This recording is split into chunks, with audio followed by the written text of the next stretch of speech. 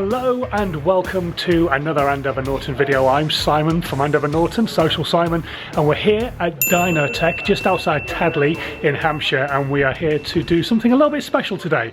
We're going to test a few of our bikes. We've got one of our technical team, Simon, he's brought his Commando 750 along, and we're going to compare it to our 750, but our Gus Kuhn 750 with all the bells and whistles that have been put on it over the years, and see how the two bikes actually compare. And we're also going to be testing our Norton Dominator racer as well, and that's a brilliant bike. We raced it earlier this year at Castle Coombe, and we're going to test that on the ramp as well and see how that tests out as well. So first things first, we're going to get the bikes unloaded and then get ourselves in there and have a chat. Yeah, I'm Andy from DynoTech Performance in near Basingstoke.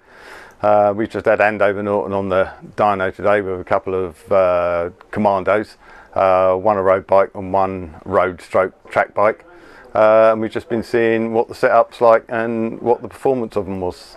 Okay, so the rolling road dyno that we've got, the DynoJet 250i, is basically a test bench. We can load the bike on it, ride it in road conditions, and we can test fueling, we can try different ignition timings, and ultimately we can see what the power of the bike's putting out on the day.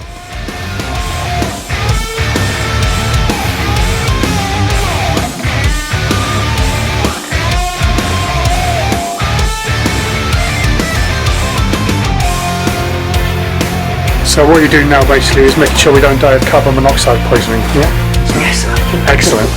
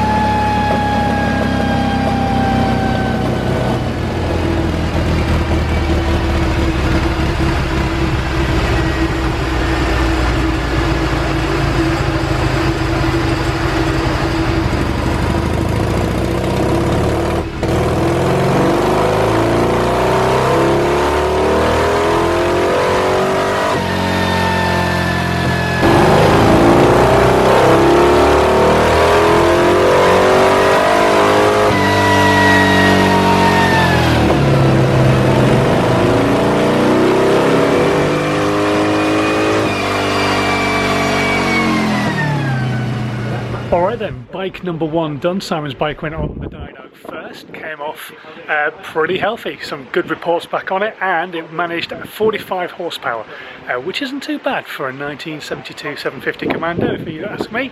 So the next one up on the ramp is the Gus Kuhn. Now this one has been tinkered with. We don't know exactly what's inside it because frankly we've never taken it apart since we got it because it's running fine, there's no oil leaks. We've done some work on it but we don't know exactly what's in the engine. But we do know that it was potentially ridden by Barry Sheene in the Barcelona 24-hour race back in 1972. So yeah, this is where we find out what this bike can manage and see if it can beat 45 horsepower that Simon got out of his 750.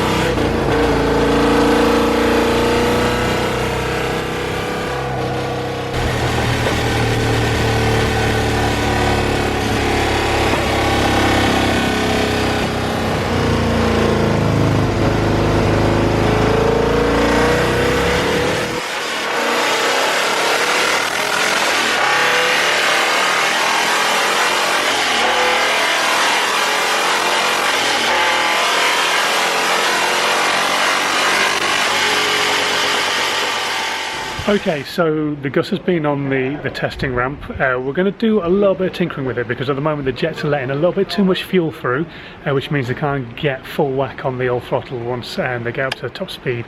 So we're going to do a bit of fettling and see if we can sort that out, and if we can, then get it back on the ramp and see how it does.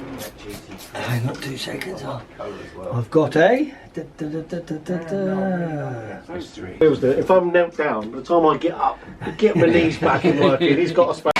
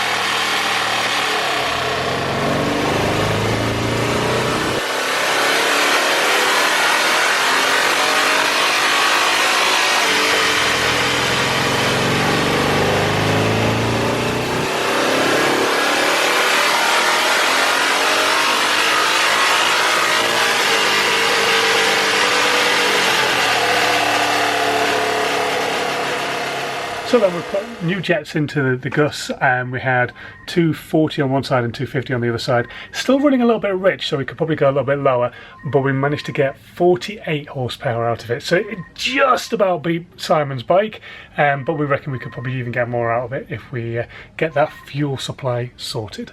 Next, we're going to try out seeing how our Norton Dominator Racer does. So let's see what that does on the ramp.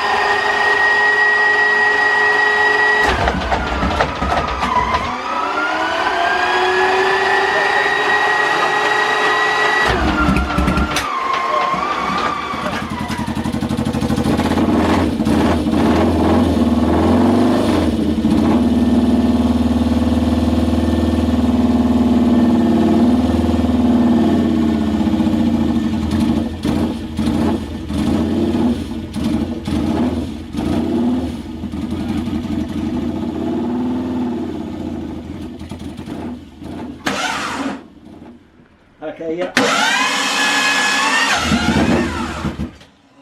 Sorry. One more. Yeah, yeah.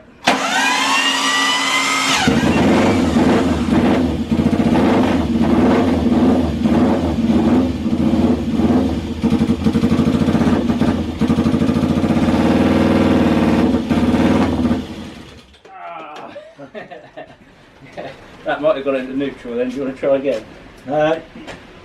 Yeah, got it. Just flip it and see if it's... Okay, that's in gear, yeah. Okay.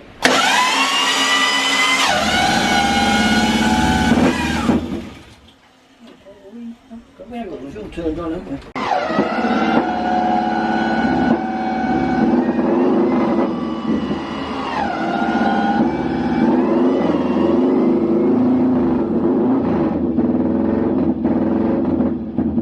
Just what's blowing into the casings. I think it's blowing through the casings. Here, look, can you see here? Yeah. It's running down here, look. Oh yeah. Yeah. I'm not worried about the losses. Yeah, yeah, yeah. Okay, right. I'll get that one in. She's running down there. So then this is obviously the joys of classic bikes. The Norton Dummy unfortunately got a bit of a compression issue and there's oil and stuff seeping out from underneath the bike, so we need to turn that back, work on it, get it sorted, and then we'll bring it back again next year when we bring some other bikes down here to be tested as well. But all in all, it's been a pretty successful morning, so yeah, we can't complain. Not quite as much horsepower as we're used to, but the actual setup of the road bike was very, very good. Nothing we could do there to improve it. That was sweet. The track bike, very rich on the fueling. Didn't quite have the right jets for it, but showed that the improvement was there to be made. You can email us dynotech@btconnect.com. You can try ringing, but we can be difficult to get hold of. And there's a link on our webpage.